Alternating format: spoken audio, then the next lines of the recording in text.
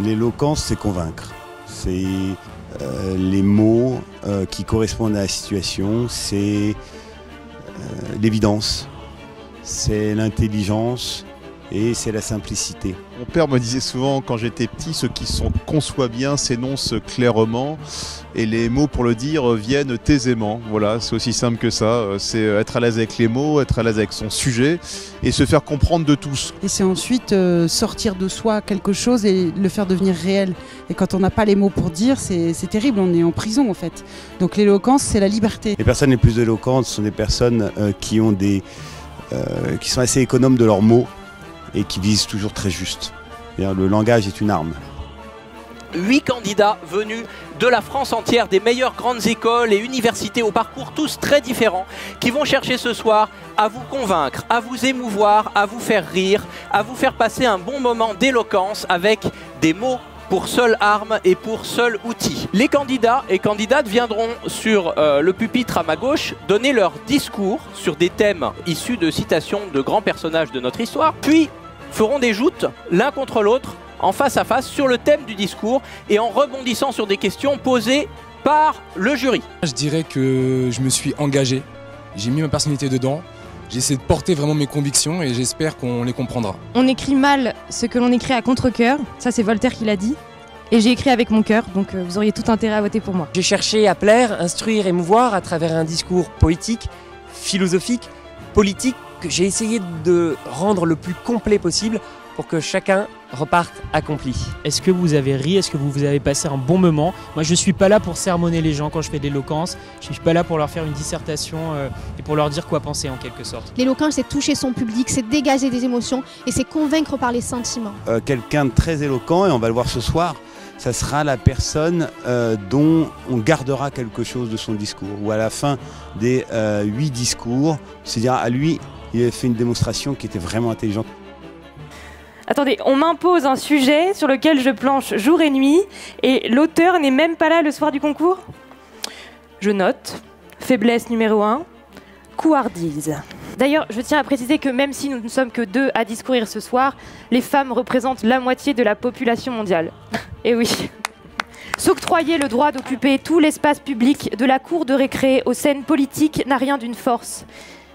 C'est le symptôme d'une gangrène sociétale. Soyons honnêtes, les hommes sont des femmes comme les autres. Ils ont des faiblesses. Mesdames, Messieurs, ce soir, Paris exporte ses 8 imposteurs en territoire aixois. La province compte sur nous, pas le droit de vous décevoir. Alors je me suis fait un double ristretto bien serré, j'ai réajusté mes bretelles et j'ai lancé un « à nous deux les femmes ». La femme n'est victime d'aucune mystérieuse fatalité, il ne faut pas conclure que ses ovaires la condamnent à vivre éternellement à genoux. Qu'est-ce que Simone de Beauvoir essaye de nous dire? Que d'essayer de définir la force des femmes à partir de la faiblesse des hommes, c'est vouloir mesurer la circulation quantique avec des lunettes d'arpenteur. C'est essayer d'apprendre la géométrie en contemplant des tapis persans. C'est faire un discours de mariage après une bouteille de chartreuse. Mais moi, la morale, je suis une affaire de temps. Et je vous promets de rester l'âme de l'humanité, tant que vous me le permettrez. Finalement, que je voyage d'époque en époque, d'année en année, d'homme à homme, le temps est mon bien-aimé. Le temps me permet d'exister. Le temps, c'est là la clé de l'illusion. C'est lui qui nous impose d'agir. Et parce que les hommes et les circonstances diffèrent, les actions aussi.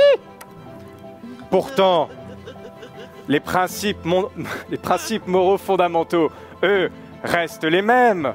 Est-ce que Foucault, vous pensez qu'il ne serait pas plus moral de regarder votre copine dans les yeux quand elle parle, plutôt qu'un peu plus bas? Oh non. Qu'est-ce qui distingue la morale de la loi? Mais parce que la loi est de l'arbitraire des hommes, elle n'est absolument pas toujours morale. Serions-nous capables de définir collectivement ce qu'est un bourgeois, tant aujourd'hui son visage est protéiforme? Car ils sont là, ils sont dans les campagnes, dans les villes, ils sont sur les réseaux sociaux, les bourgeois. J'en veux à cette société bourgeoise qui prétend récompenser ceux qui méritent alors qu'elle couronne ceux qui héritent. J'en veux à cette société bourgeoise qui renvoie dos à dos les travailleurs, les obligeant à perdre leur vie à la gagner, les poussant à la grève de leurs rêves, les condamnant à une existence précaire à la perpétuité. J'en veux à cette société bourgeoise qui emprisonne l'imaginaire, empêche l'arrivée du nouvel ère et méprise avec de grands airs celles et ceux qui espèrent. Et l'espoir, le bourgeois n'en a jamais eu, n'en aura jamais, ni le monopole, ni le capital.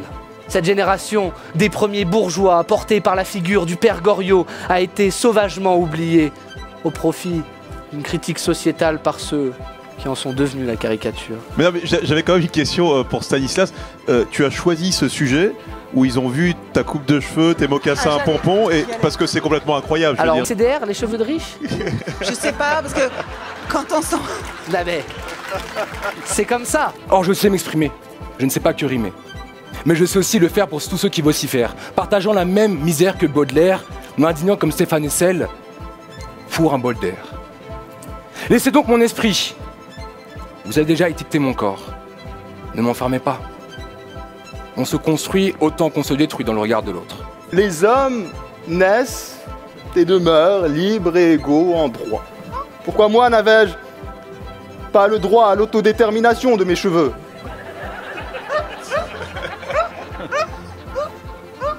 À l'égalité souveraine des cheveux du devant et de l'arrière.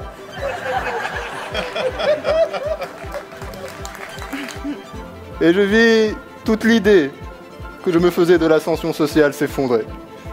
Pour moi, un riche, c'est d'abord un mec serein, qui pour son bonheur n'a besoin de presque rien.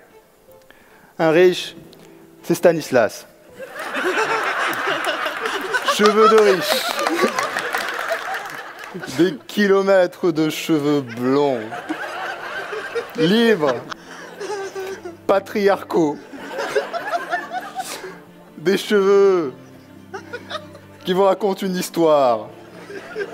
Des cheveux à la France Liszt qui, à l'opéra, me permettraient de ressentir les vibrations des cuivres de l'orchestre. Moi, Abdelatif Lalou, je ne l'aurais jamais. Qui aurait l'outrecuidance, au nom des grands principes révolutionnaires, de me dire égal en droit et en cheveux? Cet homme est un peu plus égal que moi. Et les absurdes principes révolutionnaires n'y peuvent rien. Et pourtant, ces sublimes principes n'en sont pas moins indispensables. Car s'ils ne réalisent pas forcément ce qu'ils proclament, on l'a bien vu, ils le rendent pensable et permettent de l'instituer. L'absurdité n'est pas un obstacle en politique. Le sentiment d'absurde est la raison d'être du politique. D'abord, j'ai pas été très fan de la partie sur la calvitie. Je vois. Non, est-ce que, tout bêtement, est-ce que voir ce soir 400 personnes regarder un concours d'éloquence avec des masques chirurgicaux, avec une place d'écart entre chaque groupe, c'est pas la preuve qu'en politique, une absurdité n'est pas un obstacle. Voilà. Je salue vraiment l'éloquence, je pense que c'est une chose extrêmement importante et qui s'enseigne. Ça n'est pas inné, ça s'apprend. Et donc ça pourrait être partout. On n'est pas orateur, on le devient et on essaye, comme on l'a fait ce soir collectivement, de sublimer la langue française avec des discours qui cherchent à plaire, instruire et émouvoir. Merci à vous, chers amis.